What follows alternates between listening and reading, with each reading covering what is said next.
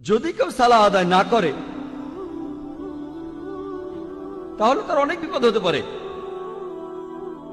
তখন হতে পারে আপনার বিশ্বাস দুর্বল হয়ে যাবে, অথবা এই বিশ্বাসটা চলেও যেতে পারে।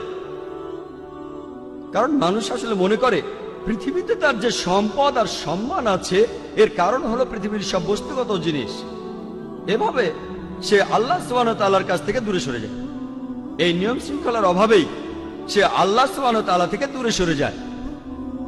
পৃথিবীর বিভিন্ন জিনিসের মোহ থাকলে, বস্তুগত জিনিসের, তাহলে সম্ভাবনা থাকে যে সে অন্যায় কাজ করবে।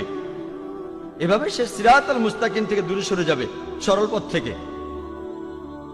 মনের ভেতরে তখন শান্তিও থাকবে না। আপনার কাছে যে পরিমাণ সম্পত্তি থাকুক না কেন, এই সম্পদ আপনাকে শান্তি দিতে পারবে না। আর মানুষজন